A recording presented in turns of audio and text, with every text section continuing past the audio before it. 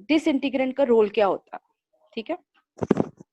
Disintegrant क्या करता है कि टैबलेट होती है एज अ कॉम्पैक्ट फॉर्म में ग्रेन्स होते हैं, ठीक।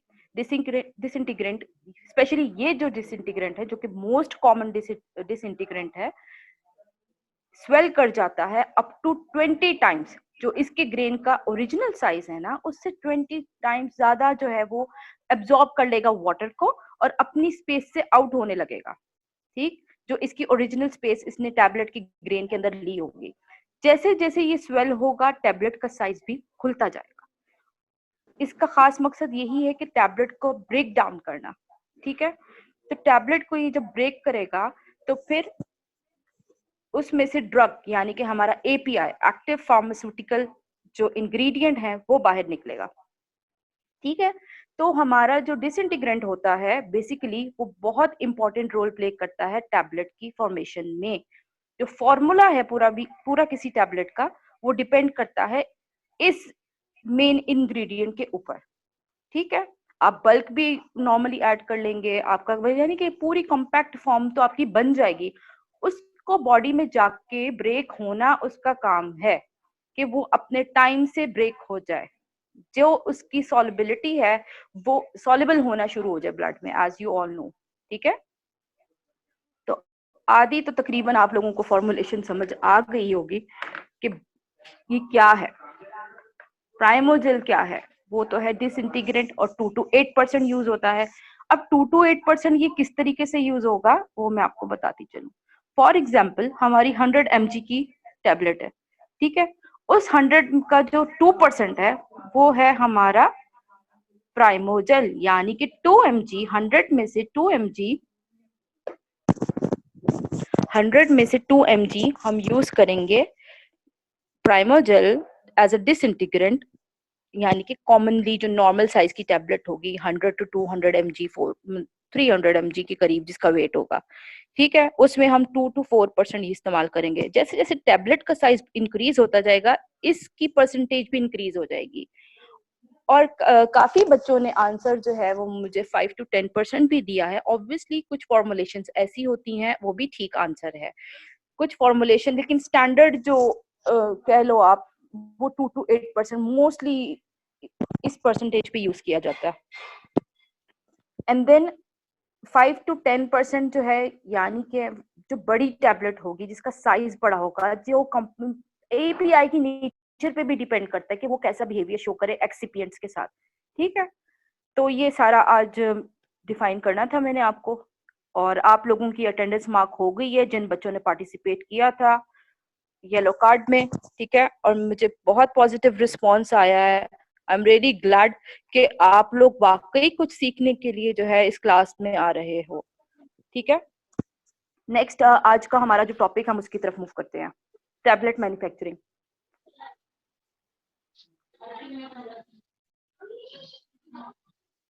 सो टैबलेट मैन्युफैक्चरिंग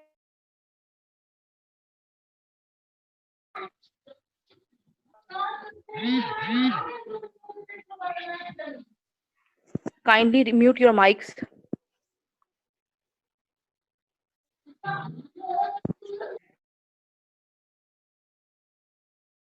टैबलेट मैन्युफैक्चरिंग, तो बेसिक जो चीजें हैं आज हम वो डिस्कस करेंगे।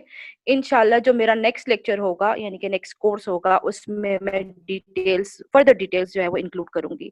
लेकिन आप लोगों के लिए समझना बहुत जरूरी है टैबलेट्स की टाइप्स क्या होती हैं, शेप्स क्या होती हैं, ठीक है, उनके वेट्स क्या होते हैं, क्या क्या चीज जो है टैबलेट की फॉर्मेशन में जो है ना देखनी चाहिए। ओके, सो नंबर 1, जैसे कि आप देख सकते हो कि टाइप्स ऑफ टैबलेट्स, ठीक। टाइप्स ऑफ टैबलेट में यहाँ पे मैंने टाइप्स तो बहुत सारी हैं, ठीक है, मल्टी लेयर्ड है, एफरवेसेंट्स हैं, डिफरेंट हैं, ठीक है। और उसके बाद यहाँ पे मैंने जनरली लिखा है 3 जो most common doses form tablet की फार्मास्यूटिकल इंडस्ट्री में यूज हो रही है ना, ये वो है, ठीक है। तो आज हम बेसिकली इससे शुरू करते हैं। Number 1 that is simple tablet. Simple tablet जो है वो कंप्राइजेस होती है किससे, ग्रेन से। जस्ट ग्रेन्स हमने बनाने हैं और उसको कॉम्पैक्ट कर देना है, सही।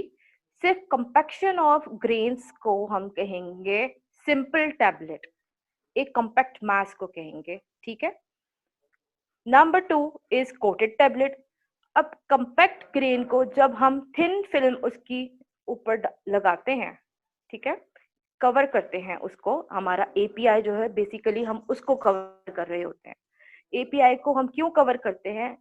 पैलेटेबल टेस्ट बनाने के लिए, ठीक है। बॉडी में जो है वो कोई साइड इफेक्ट ना शो करे, लाइक अल्सर वगैरह के लिए एस्पिरिन की कोटिंग, एस्पिरिन की टैबलेट को कोट किया जाता है, एंटारिक कोट किया जाता है, ठीक है। A thin film coated tablet वो होगी जिसके ऊपर हल्की सी एक फिल्म बना दी जाए ताकि उसका एनवायरनमेंट खुद का भी प्रोटेक्टेड रहे और जहां बॉडी में जानी है तब भी वो प्रोटेक्टेड फॉर्म में अंदर जाए, ठीक। एंड नंबर 3 इज, अच्छा जो कोटेड टैबलेट है, कॉम्पैक्ट ग्रेन्स के ऊपर एक थिन लेयर हमने जो है ना वो लेके आनी होती है, वो उसको हम जो है कलरफुल भी कर देते हैं बिकॉज डिफरेंट फॉर्मुलेशंस होती हैं, और कलर जस्ट जो है पैलेटेबिलिटी के लिए यूज होता है, ठीक है। कोई भी कलर का आप जो हो उस पर कोट चढ़ा सकते हो। Number 3, double compress tablet. Double compress tablet, students थोड़ा सा जो है कंसंट्रेट कीजिएगा, थोड़ी सी कॉम्प्लिकेटेड टैबलेट है बट ये आपको पता होना चाहिए कि डबल कंप्रेस होता क्या है। बहुत सारी कंपनी डबल कंप्रेस टैबलेट्स बना रही हैं, ठीक। तो डबल कंप्रेस में होता ये है कि 2 टैबलेट्स बनाई जाती हैं, 1 एंड 2। 2 टैबलेट क्यों बनाई जाती हैं, ठीक है, इसलिए प्लैटेबिलिटी के लिए काफी सारी ऐसी लाइक मीसोप्रोस्टोल प्लस एस्पिरिन, ये एक कॉम्बिनेशन है कंप्रेस टैबलेट का। उसके बाद हमारे पास जो है कंप्रेस, डबल कंप्रेस टैबलेट का। सेकेंडली और भी बहुत सारी जो है वो लाइक डायबिटीज की जो टैबलेट्स होती हैं वो भी डबल कंप्रेस की जाती हैं। सो डबल कंप्रेशन में 2 टाइप्स के एक्टिव यूज होते हैं। द मेन पॉइंट इज कि 2 टाइप के एक्टिव यूज होंगे टैबलेट के अंदर। एग्जाम्पल मैं रिपीट कर दूं एक दफा, मीजोप्रोस्टोल प्लस एस्पिरिन, ये एक कॉम्बिनेशन है, इसका कंप्रेस टैबलेट बनाई जाती है, ओके। इनसाइड जो है उस टैबलेट के एक छोटी टैबलेट होती है, ठीक है, और आउटसाइड जो है वो एक बड़ी टैबलेट होती है। अब ये बड़ी टैबलेट और छोटी टैबलेट आपस में कंपैक्ट किस तरह की जाती हैं, तो ये साइंस है, ये आपको पता होना चाहिए। ये कॉमनली हम सबको नहीं पता होता है एज फ्रेश कैंडिडेट। तो इस तरह कॉम्पैक्ट होती हैं सबसे। एक ये 2 बैजेस समझ लो आप, 2 एपीआई हैं, 2 एपीआई के डिफरेंट इनएक्टिव्स होंगे, डिफरेंट फॉर्मुलेशन होगी, ठीक है।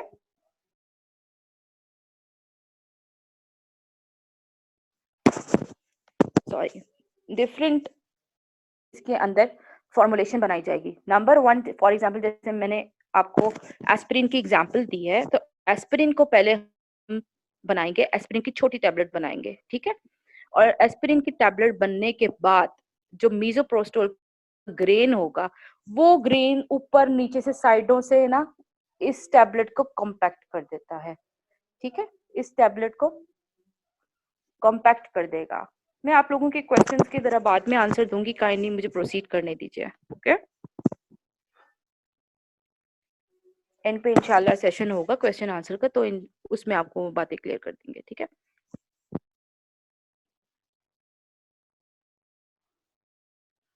इसी तरह अब हम पहले एक छोटी टैबलेट बना लेंगे, एस्पिरिन की टैबलेट्स बना के एक दफा कोट करके रख ली।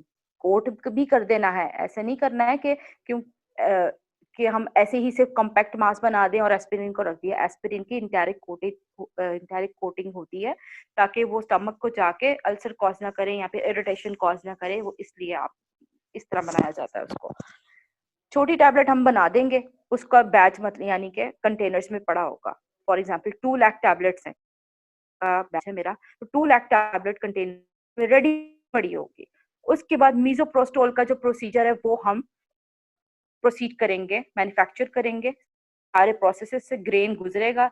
जब ग्रेनुलर फॉर्म में होगा तो मशीन उसकी थोड़ी ऐसा डिजाइन होता है मशीन का कि पंचेस के बीच में पहले छोटी टैबलेट आती है, नीचे वाला पंच के पास होता है ग्रेन मीसोप्रोस्टोल का, बीच में टैबलेट आएगी उस ग्रेन के ऊपर, और ऊपर से हॉपर से ग्रेन आएगा, बीच में आ जाएगी छोटी टैबलेट, और ऊपर नीचे से हो जाएगा मीसोप्रोस्टोल ग्रेन कॉम्पैक्ट, राइट। तो मैंने यहाँ पे लिखा है, गौर से देखें कि अंदर वाला जो है वो A1 है, API1 एक्टिव मटेरियल नंबर 1, और जो साइड्स हैं इसकी वो है एक्टिव मटेरियल नंबर 2। साथ दूसरी भी टैबलेट एक मैंने बनाई है, उसके नीचे वाला पार्ट जो है वो एक्टिव 1 है, यानी कि पहले एक कॉम्पैक्ट फॉर्म में एक टैबलेट बन गई होगी, ऊपर से ग्रेन आएगा, जस्ट ऊपर से, यहाँ पे तो एस्पिरिन को तो पूरा एनक्लोज किया गया था ना, ऊपर से ग्रेन आएगा और वो कॉम्पैक्ट होगा, ठीक। तो ये मशीन्स का थोड़ी सी सेटिंग्स होती हैं, इंशाल्लाह आई विल ट्राई कि मैं आपके साथ ना उन मशीन्स की पिक्चर्स भी शेयर करूं। So this was the whole scenario कि किस तरह से और कौन कौन सी टैबलेट मोस्ट कॉमन है फार्मास्यूटिकल इंडस्ट्री ऑफ पाकिस्तान में और ये यूज हो रही हैं। और अब हम चलते हैं जरा अपनी टैबलेट की तरफ। अच्छा स्टूडेंट्स, होता क्या है, हम किसी भी दुकान पे जाते हैं जी परचेज करने टैबलेट, तो हम कहते हैं 5 mg दो, 10 mg दे दो, ये डिफरेंट पोटेंसीज होती हैं। तो बेसिकली वो तो है 5 mg, आप मांग रहे हो 5 mg, और टैबलेट जो है भारी है, उसका साइज क्या है, वो 300 mg की टैबलेट है। तो आप यहाँ पे देखो कि एपीआई जो है वो ऑलमोस्ट 20 mg है, ठीक है। जो रेस्ट ऑफ द टैबलेट है वो सारा इनएक्टिव होता है, हमारे एक्सिपिएंट्स होते हैं। तो हम क्यों इसमें एक्सिपिएंट्स इतने ज्यादा डालते हैं, ताकि हमारे जो एक्टिव है उसको एक सिक्योर इन्वायरमेंट मिले, और दूसरा टैबलेट की कोई शेप फॉर्मेशन हो जाए, सही। अब आप देख रहे हैं 20 mg की टैबलेट है, 180 mg इनएक्टिव लिखा हुआ है, टोटल कितना बना हमारे पास, 200 mg की टैबलेट होगी। 200 mg कंटेन्स, आप कंपोजिशन पे पढ़ा करें, अपनी जो यूनिट कार्टन्स होते हैं ना टैबलेट्स के, उसके पीछे लिखा होता है दिस मटेरियल इतना, इसके अंदर जो है वो एक्टिव एजेंट है। तो एक्टिव एजेंट होता 20 mg है, बट जो हमारा टैबलेट का वेट है वो 200 300 हमारे पंचेस के साइज शेप पे डिपेंड करता है कि वो किस साइज की हमने बनानी है, ठीक है। तो ये सारी चीजें वेरी कॉमन है, बेसिक है, आपको पता होना चाहिए कि कितना इसको, ये इस तरह से कैसे है। 2 mg की तो टैबलेट है, 2 mg यानी सॉरी 20 mg इतना छोटा होता है, इतना कम अमाउंट होती है कि वो एक टैबलेट के तौर पे यहाँ पे एक डोज के फॉर्म में हम किसी को नहीं दे सकते, ठीक है ना। तो उसको एक कॉम्पैक्ट मास में कन्वर्ट करते हैं, ठीक है, और उसको हम डिस्ट्रीब्यूट करते हैं एज ए डोजेज फॉर्म जो है वो यूज करते हैं। सेकेंडली, ये आप सेकेंड पिक्चर में देखो, एपीआई जो है ना, यहाँ पे तो मैंने आपको जस्ट बताया है कि 20 mg एक साइड पे और 180 एक साइड पे, लेकिन ऐसा नहीं होता। इन रियलिटी क्या होता है, सस्पेंडेड होता है पूरी टैबलेट के अंदर, अच्छी तरह से ना वो मिक्स हुआ होता है, और मटेरियल की मिक्सिंग पे ही टैबलेट के रिजल्ट्स डिपेंड करते हैं। पोटेंसी जो है, यानी कि उसका एसे जो है एक्टिव इंग्रेडिएंट का, मिक्सिंग का जो स्टेप्स हैं वो बहुत इंपॉर्टेंट हैं, ठीक है। अच्छे तरीके से मिक्स होना चाहिए, आपके मिक्सर प्रॉपर होने चाहिए, ठीक है। टाइमिंग जो है वो सेट होनी चाहिए, उसकी जो वेटिंग है वो बहुत मायने रखती है इस चीज के अंदर। नेक्स्ट, अब यहाँ पे देख लो आप लोग के ना 20 mg जो मैंने डॉट्स बनाए हैं वो है सारा हमारा एपीआई, एंड देन हमारे पास 180 mg जो है हमारा इनएक्टिव है साइड है, right. Now we will move to our next slide.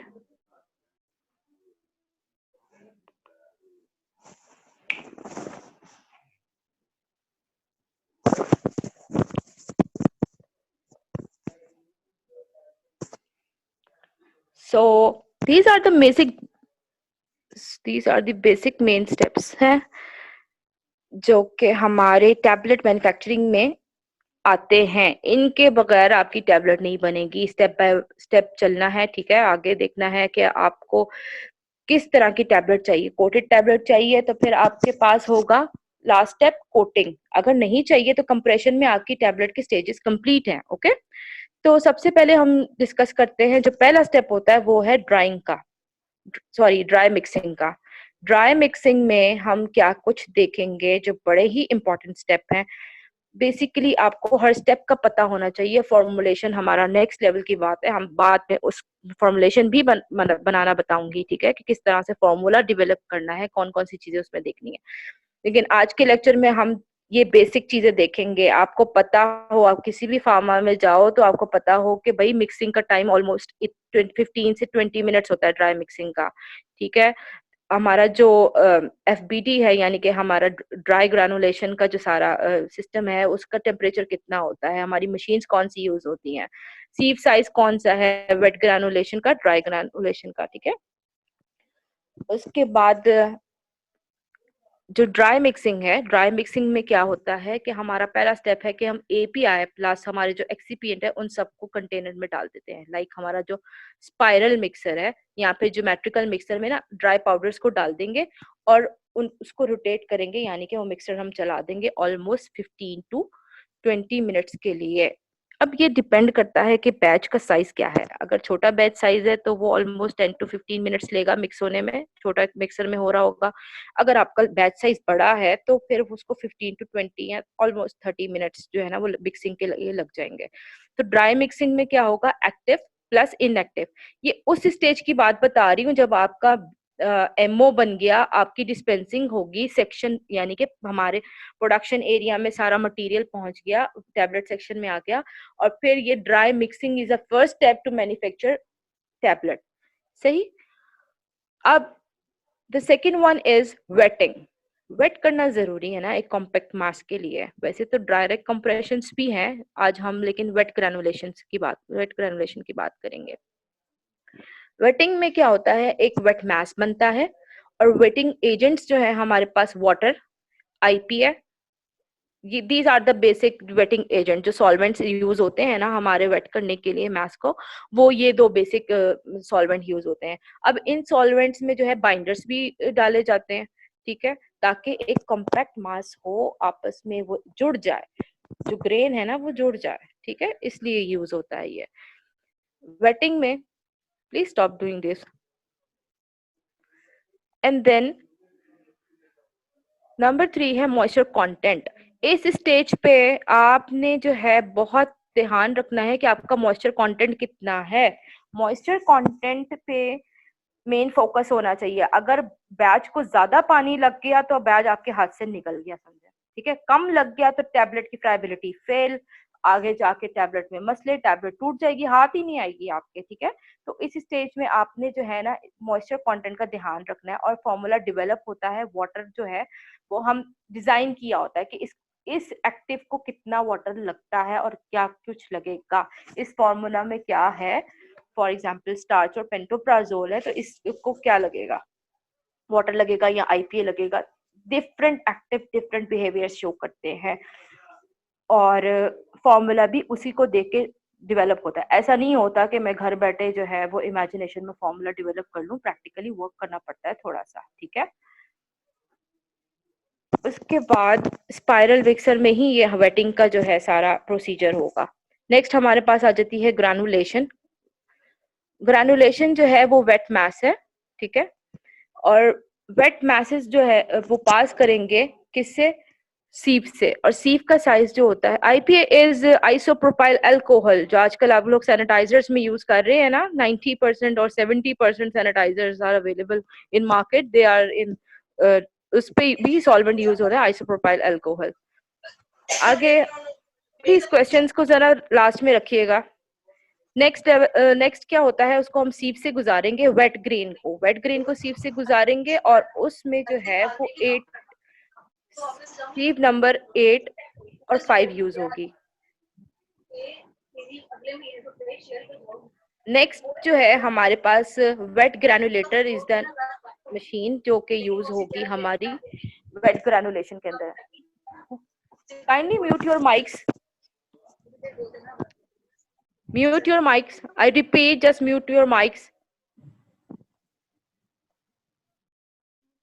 Then next step आ जाता है हमारा ड्राइंग का।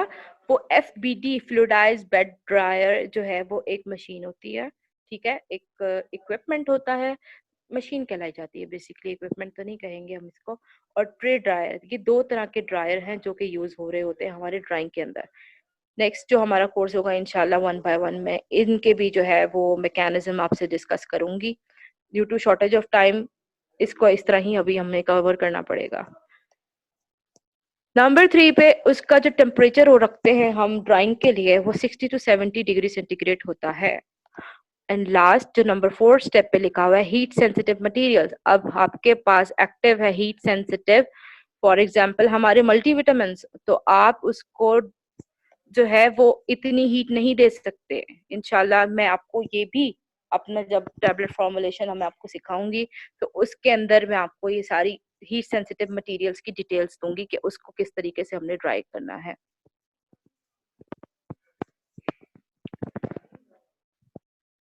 देन हमारा आ जाता है कंप्रेशन।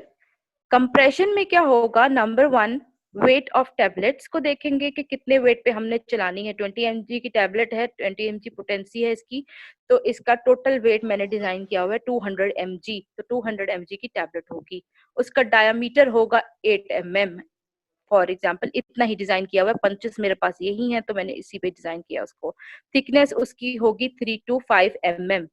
प्रेशर, मशीन का प्रेशर, यहाँ पे प्रेशर की बात हो रही है, मशीन का प्रेशर के पंचेस उस पर कितना प्रेशर डेवलप कर रहे होंगे। कंप्रेशन में ये बेसिक चीजें हैं जो देखने वाली है, ठीक है। और मशीन की स्पीड, अगर तो स्पीड नॉर्मल है तो कंप्रेशन जो है वो ठीक हो रही होगी, अगर स्पीड ज्यादा है तो बीच में टैबलेट में क्रैक्स या कुछ भी कोई इशू आने का जो है ना वो खतरा होता है, ठीक है।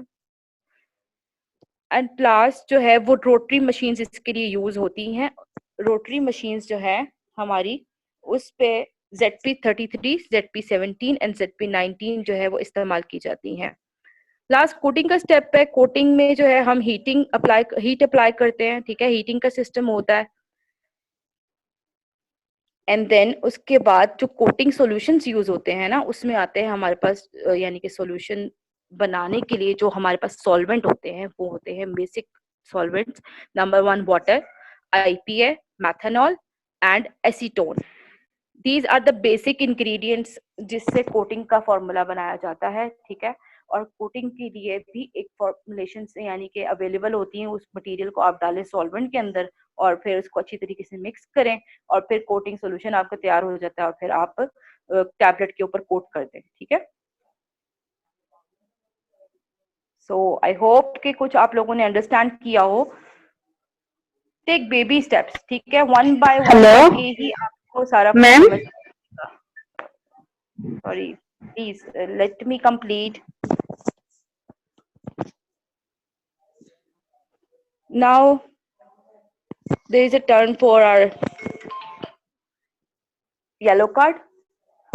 आज के येलो कार्ड का क्वेश्चन मैं आप लोगों को पहले दिखा दूं, फिर इंशाल्लाह 5 मिनट्स हमारे पास हैं, क्वेश्चन आंसर का हम सेशन फिर रखते हैं।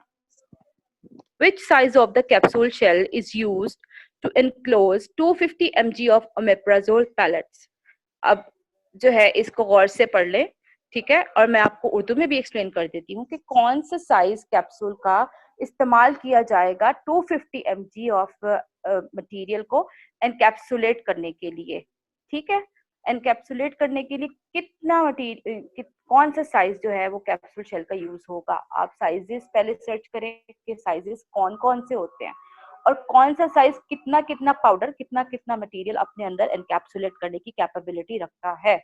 ये आप लोगों की छोटी सी असाइनमेंट है कल के लिए, इसके बेसिस पे आपका होगा आज की attendance. So I wish you all very best of luck and I hope कि आज भी रिस्पॉन्स वैसा ही आएगा जैसे कि मुझे कल के लेक्चर पे आया है। Now questions please. हेलो, अस्सलाम वालेकुम मैम। जी वालेकुम अस्सलाम। Who is this? Yes, who is this? Ma'am मैं निम्रा बोल रही हूँ। मैं ये पूछ रही थी कि ये जो कंप्रेशन में आपने बताया इसका डायमीटर और थिकनेस ये आप रिपीट कर देंगी? अच्छा, मैं ना अपनी वीडियो जो है वो मैं डालूंगी यूट्यूब चैनल के ऊपर, ठीक है, फिर आप डिटेल में उस सब चीजों को देखना इंशाल्लाह, उसको मैं एक्सप्लेन वहां पे अच्छे तरीके से करने की कोशिश करूंगी, ठीक है। डोंट वरी, सब कुछ मैं आपको इन डिटेल बताऊंगी। अच्छा, ये जस्ट बेसिक्स हैं, ये जस्ट बेसिक्स हैं, कुछ भी नहीं है। ठीक है, ठीक। Ma'am don't one worry. More question. Ma'am आपने बताया कि हीट सेंसिटिव मटेरियल में आपने एग्जांपल के लिए वाइटामिन को ज्यादा हीट नहीं दे सकते। नहीं, बिल्कुल नहीं दे सकते, थर्मोलेबाइल्स होते हैं ना वो। चल ठीक, thank you ma'am. You welcome. Ma'am next please, वालेकुम। One by one.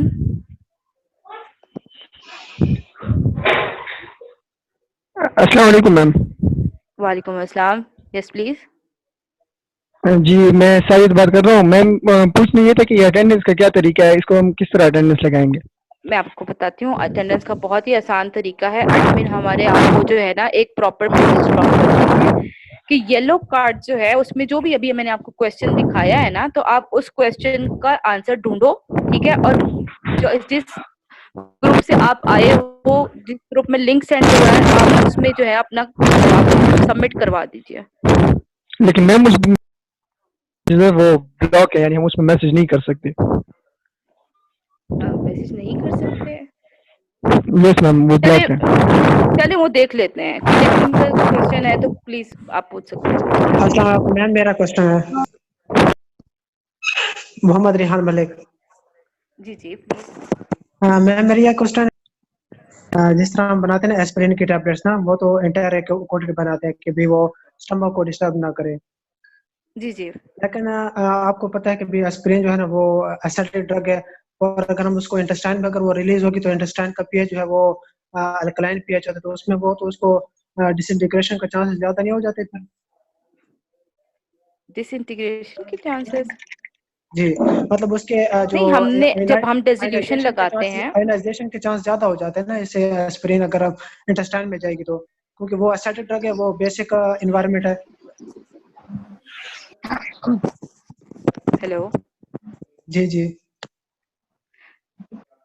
किसके चांसेस आप कह रहे हो ज्यादा हो जाते हैं? एस्पिरिन एस्पिरिन हम इंटायरली कोटेड दे रहे हैं ना, मतलब वो एसिडिक ड्रग है, और जो इसका इंटेस्टाइन का पीएच है वो अल्कलाइन है, तो इस तरह तो एस्पिरिन के आयनाइजेशन के चांस तो ज्यादा हो जाएंगे, और हमारे जो पास जो ड्रग होती है वो अनआयनाइज फॉर्म में होता कि उसका जो है ना एक्शन वो शो करे।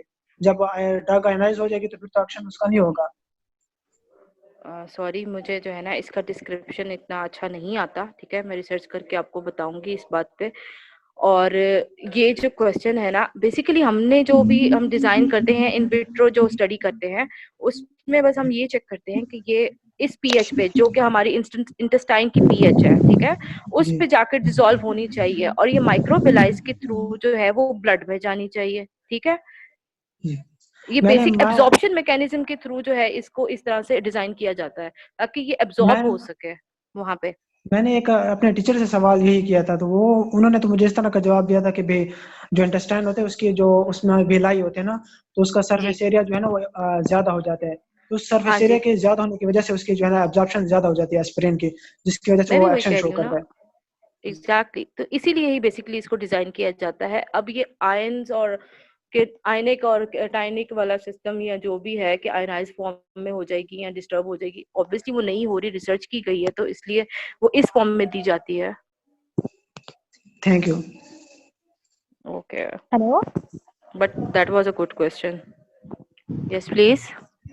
हेलो, अस्सलाम वालेकुम। My name is Ayesha Rahman.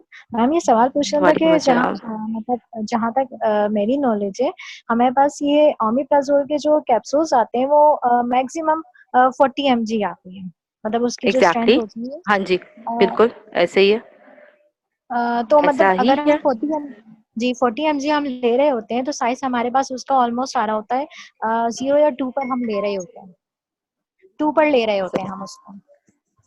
To पर मतलब? मतलब उसका साइज जो होता है, कैप्सूल साइज 2 होता है।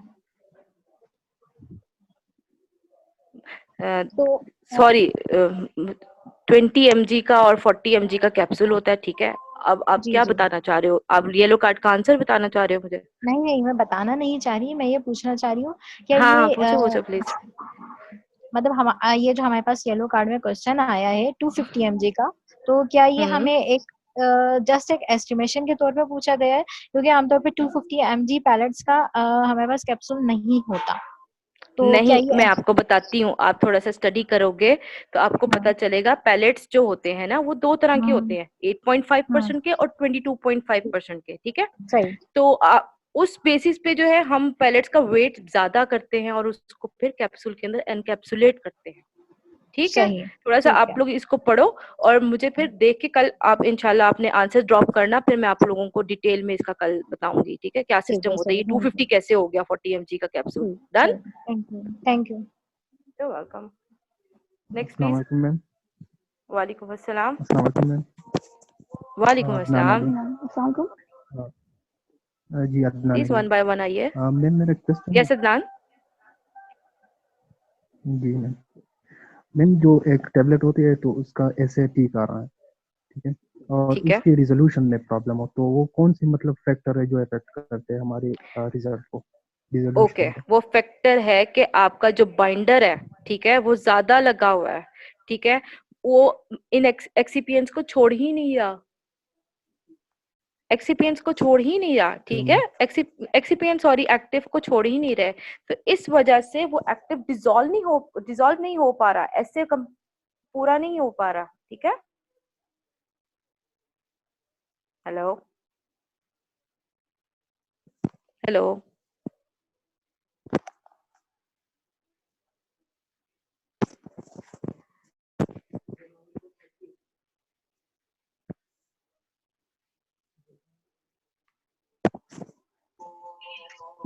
Hello ma'am. Yes please. Ma'am मैं ये पूछ रही थी, जो आपने कैप्सूल अभी जो बच्चे आपकी आवाज कट गई येलो है। कार्ड में क्वेश्चन दिया है उसमें कैप्सूल